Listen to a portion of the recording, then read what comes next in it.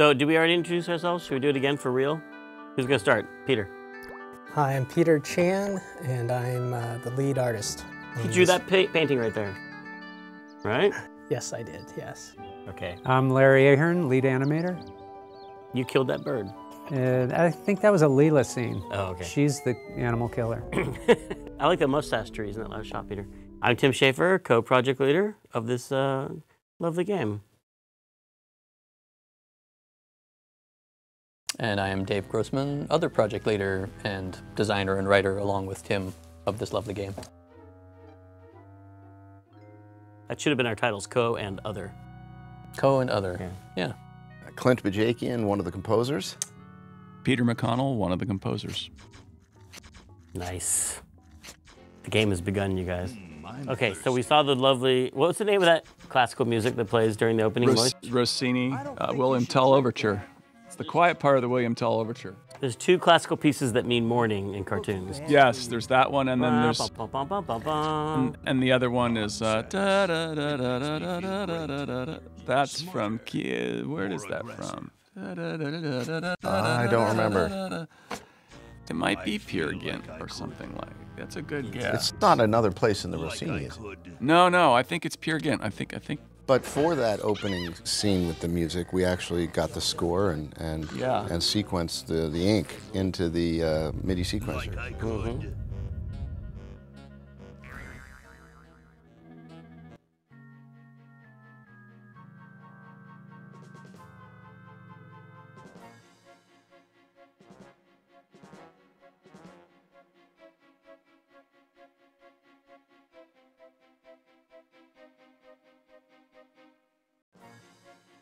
That was one of the big panning sequences, like wide pieces of art for the game.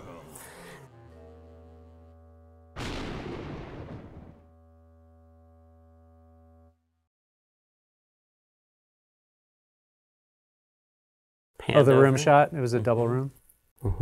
And I noticed there's a poster with an L from Laverne and Shirley on that poster back there. Here's one of our giant animation scenes. How did you lip sync back then? Because we didn't have any like tool. Nowadays we use a tool for lip syncing. Do you just by hand? I think we just timed it out like the old-fashioned timing sheets. Now that was for the cinematics, but for in-game, wasn't it Eric Wilmunder? I thought it just blah blah blah chat. I think the in-game was just on-off with audio on-off. Yes, there's no actual lip syncing for the majority of the game, So which is funny since I have gotten many compliments on the lip syncing for this game over the years.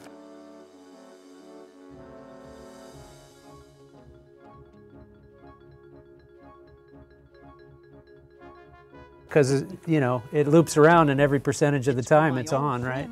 Well, because I remember Eric... Yeah, I think Eric designed some kind of an algorithm for making the lips move to the level of volume. Yeah. Right, if there are of the pauses, waveform. pauses in the audio, waveform, it stops moving the lips. Yeah. That's true.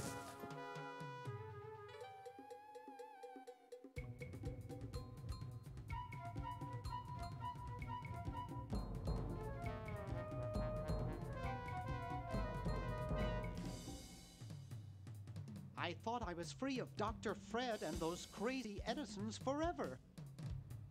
But now I know that I must go back to the mansion.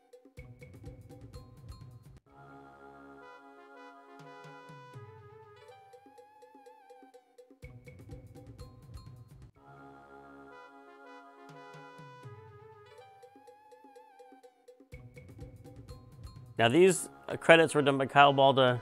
That's You're right. saying entirely on his internship?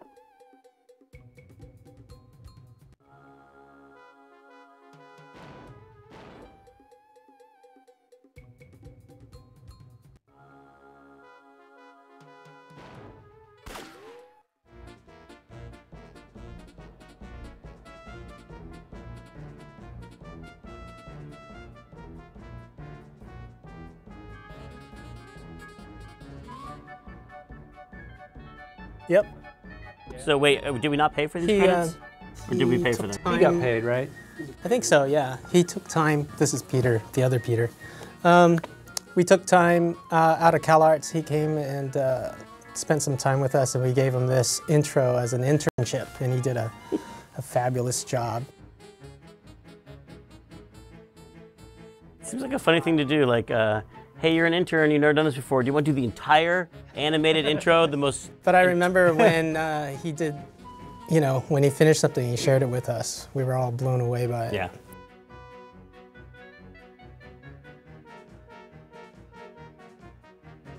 It was awesome. The most iconic signature piece. Can you Yeah. hurry and finish that before you go back to school? Set the entire That's right. tone for the look of our game, and It was excellent. it was awesome.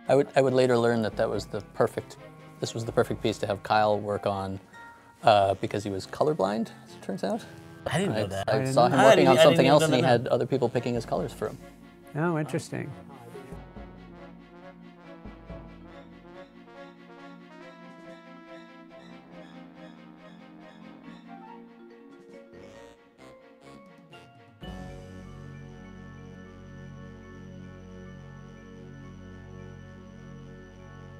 There was another 3D artist we had there in B building that was colorblind too, and it was one of those things where people were just kind of, have you noticed everything he does? The reds don't make sense or whatever. I couldn't remember what it was.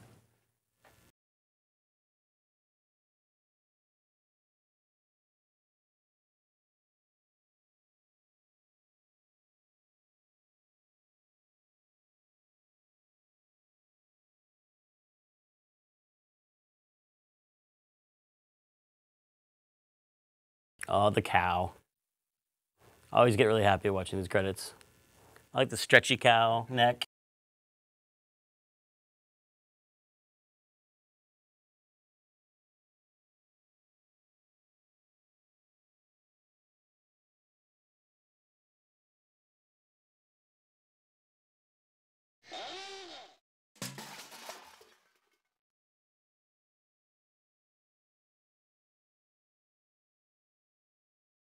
That cow should have showed up again later somewhere.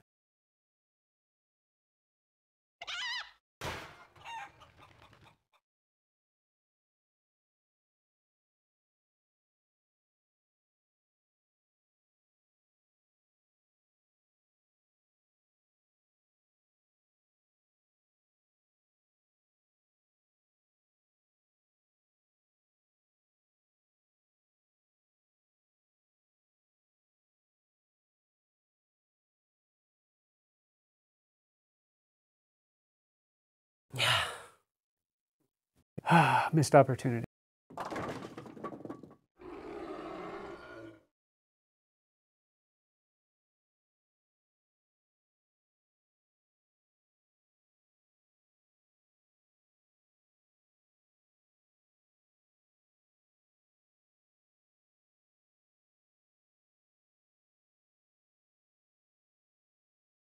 What if the cow had come on their journey with them? Everything would have been so different. Well, here's you the know? story explanation right now for why the cow doesn't come. Because he's just tired. Doesn't want to make Like the walk. I've been to the hill. mansion before.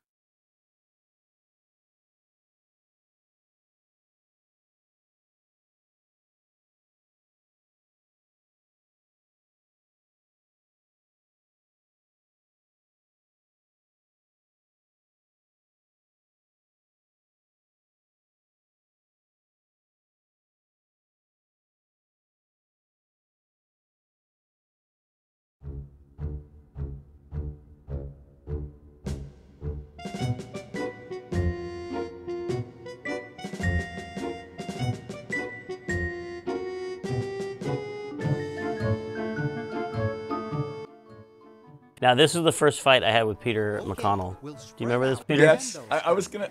You were gonna mention that? If you were gonna remember it. Because the opening cutscene was too long, and we always had a problem with too long opening cutscenes, and so we were like, let's split it in half and put an interactive sequence. So there's an interactive sequence that's about to start, but I seem to remember it was the wrong time of day for you, because it's nighttime outside. It started in the daytime with the mutation scene, then it became nighttime. Right. But then what happened? Then it turned into daytime at the end. That's what bothered you, because the music couldn't make that transition in your mind. Yeah, well, I think mostly I was crabby because you know we had the cutscenes and the interactivity required a bunch of programming in iMuse.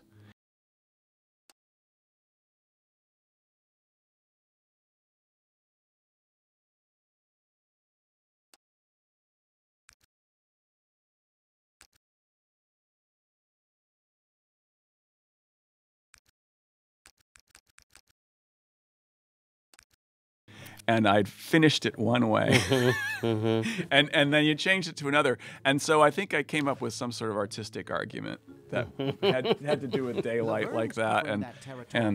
But that's an important thing to learn running a project, to not change things after someone spent hours and hours making something. Well, it was also an important thing to learn not to step way out of your bailiwick and tell the guy who's writing the scene how to write the scene. Oh, there are bailiwicks all over the place in this game. I'm not leaving this motel until I find those tentacles.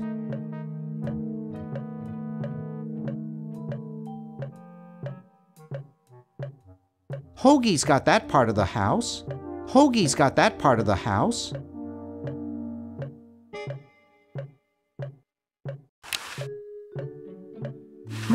There's something funny about that clock.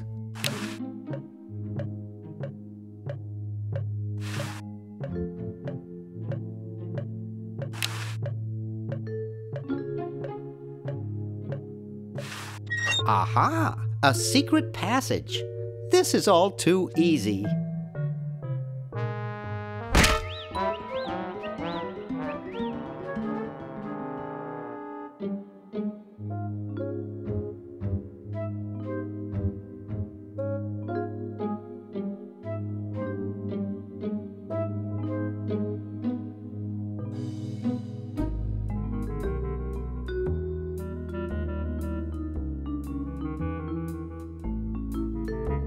Laverne, how'd you get upstairs? Am I upstairs? I got lost. Seen any tentacles? What's a tentacle? Oh, just something I whipped up in my spare time. Made good pets, actually, until one of them tried to take over the world. Had to tie the little buggers up in the basement. Good thing you told us that. Yeah, Bernard wanted us to set them free. Thank God you weren't that stupid. Did you say Bernard?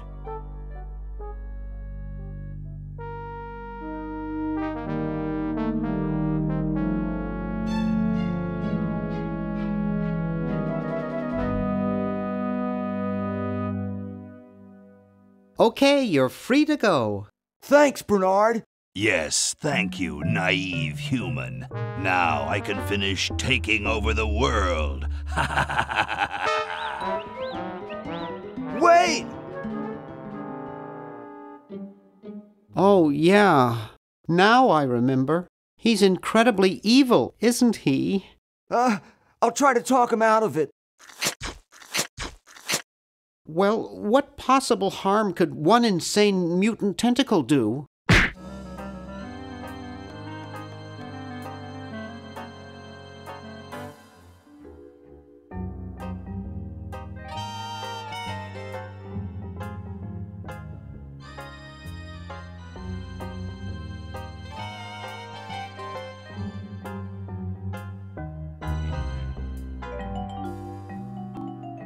Leaping lab rats! Dr. Fred. What have you done this time, you meddling milk toast? Now Purple Tentacle is free to use his evil mutant powers to take over the world and enslave all humanity! Whoops.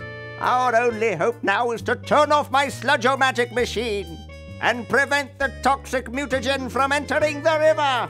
Isn't it a little late for that, Doctor? Of course! That's why I'll have to do it! Yesterday! Through the time machine!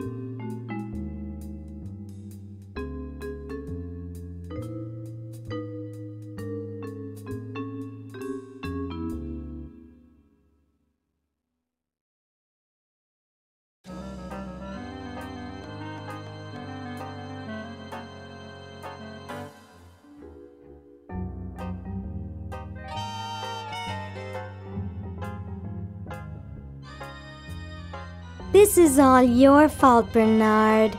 Behold, children, the Chronogon! Doc, can't you just send Bernard? No, you must all go to increase the odds that one of you will make it there alive. Have any people ever been hurt in this thing? Of course not. This is the first time I've ever tried it on people. Well,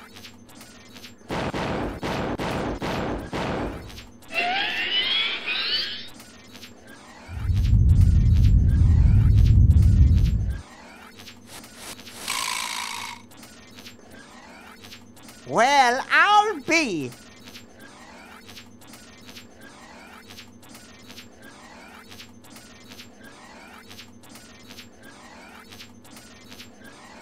And then there's the